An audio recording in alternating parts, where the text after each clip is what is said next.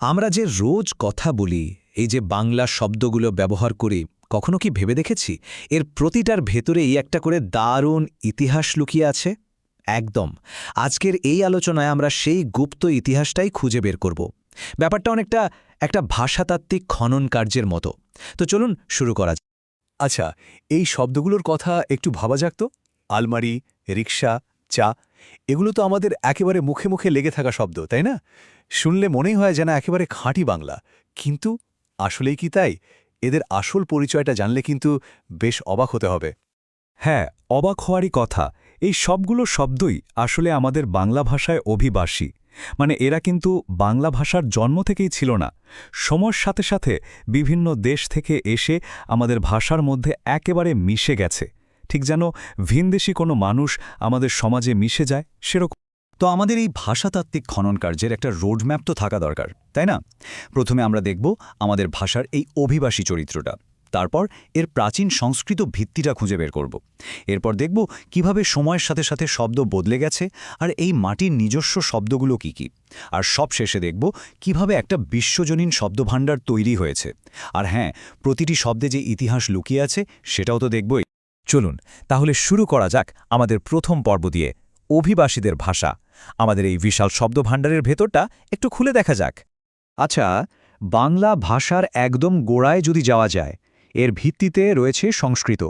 আমাদের ভাষার একটা বিরাট অংশ, মানে অনেক অনেক শব্দ হয় সরাসরি সংস্কৃত থেকে চলে এসছে, অথবা সময়ের সাথে সাথে একটু আধ বদলে গিয়ে আমাদের ভাষায় মিশে গেছে। এই সরাসরি আসা শব্দগুলোর একটা সুন্দর নাম আছে, তৎসম।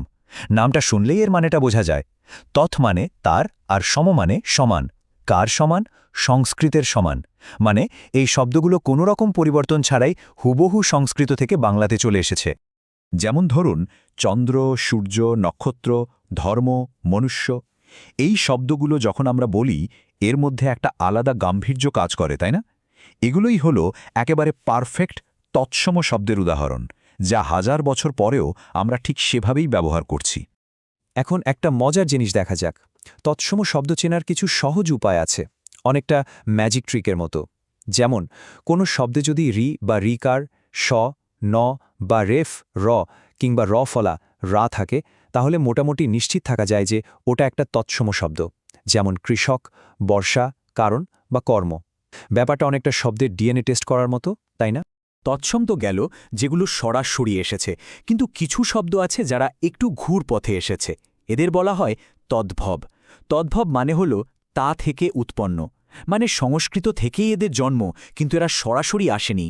এরা শতাব্দীর পর শতাব্দী ধরে প্রাকৃত ভাষার মধ্যে দিয়ে একটু একটু করে বদলে আজকের বাংলা রূপটা পেয়েছে।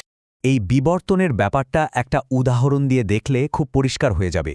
যেমন ধরুন সংস্কৃতে ছিল হস্ত, সেটা প্রাকৃত ভাষায় হয়ে গেল হত্থ, আর সেখান থেকে আজকের বাংলায় আমরা বলি হাত। কি দারুণ একটা যাত্রা, তাই না? ঠিক এভাবেই সংস্কৃত কার্য থেকে কাজ বা মৎস্য থেকে মাছ শব্দগুলো এসেছে। আচ্ছা, আমাদের খনন কার্য এবার আরও গভীরে যাচ্ছে। এখন আমরা এমন একটা স্তরে এসে পৌঁছেছি যেখানে কিছু শব্দ সংস্কৃত থেকে এলেও কিছুটা বদলে গেছে, আর তার সাথে আছে এই মাটির একেবারে নিজস্ব কিছু শব্দ। এই বদলে যাওয়া শব্দগুলোকে বলে অর্ধ তৎসম, মানে আধা তৎসম আর কি। এরা আসলে খাঁটি সংস্কৃত শব্দই ছিল, কিন্তু সাধারণ মানুষের মুখে মুখে ঘুরতে ঘুরতে এদের চেহারাটা একটু পাল্টে গেছে, মানে উচ্চারণের সুবিধার জন্য আর কি। যেমন ধরুন, কে আর অত কষ্ট করে জ্যোৎস্না বলবে, সোজা জ্যোৎস্না বলে দিলেই তো হয়, বা গৃহিণী হয়ে গেছে গিন্নি। এখন আমরা এমন কিছু শব্দের কথা বলবো যাদের শিকড় সংস্কৃতেরও আগে থেকে এই মাটিতে পোতা। এগুলো হলো দেশি শব্দ।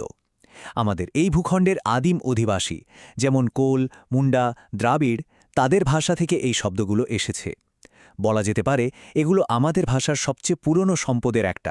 যেমন ধরুন ঢেকি, কুলা, পেট, মুড়ি। এই শব্দগুলো খেয়াল করলে দেখা যাবে এগুলো আমাদের গ্রামীণ জীবন বা খুব সাধারণ ঘরোয়া জিনিসের সাথে জড়িত। এটাই কিন্তু দেশি শব্দ চেনার একটা দারুণ উপায়। এই শব্দগুলোর মধ্যে কেমন যেন একটা মাটির সোঁদা গন্ধ পাওয়া যায়। এতক্ষণ তো আমরা সংস্কৃত আর দেশি শব্দের স্তরগুলো দেখলাম। এবার আমাদের খনন কার্য এমন এক জায়গায় পৌঁছেছে যেখানে পুরো বিশ্ব যেন আমাদের ভাষার দরজায় কড়া নেড়েছে। মানে বাণিজ্য, শাসন আর নানা রকম সাংস্কৃতিক আদান প্রদানের ফলে সারা দুনিয়ার অসংখ্য শব্দ আমাদের বাংলা ভাষায় ঢুকে পড়েছে। এই তালিকাটা একবার দেখুন কি নেই এখানে। পর্তুগিজদের থেকে আমরা পেয়েছি আনারস, চাবি, আলমারি। ফার্সি থেকে কাগজ, দোকান, চশমা। আরবি থেকে আদালত, উকিল। তুর্কিদের থেকে দারোগা, বন্দুক। এমনকি জাপান থেকে রিকশা আর চীন থেকে চা, চিনি। ভাবা যায় আমাদের ভাষাটা যেন সত্যি সারা বিশ্বের একটা জীবন্ত অভিধান। তো এতক্ষণ তো অনেক কিছু জানা গেল, এবার একটা ছোট্ট পরীক্ষা হয়ে যাক, কেমন হয়? দেখা যাক আলোচনাটা কতটা মনোযোগ দিয়ে শোনা হয়েছে। দুটো সহজ প্রশ্ন আসবে।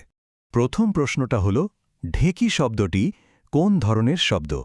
একটু আগেই কিন্তু এটা নিয়ে কথা হয়েছে। যারা দেশি শব্দ ভেবেছেন একদম ঠিক। ঢেকি হলো একটা খাঁটি দেশি শব্দ, আমাদের মাটির শব্দ। বেশ, এবার দ্বিতীয় প্রশ্ন। যখন একটা সংস্কৃত শব্দ যেমন জ্যোৎস্না বদলে গিয়ে বাংলায় জ্যোৎস্না হয়ে যায়, তখন এই ধরনের শব্দকে কি বলা হয়? আর এর উত্তর হল অর্ধতৎসম। দারুণ!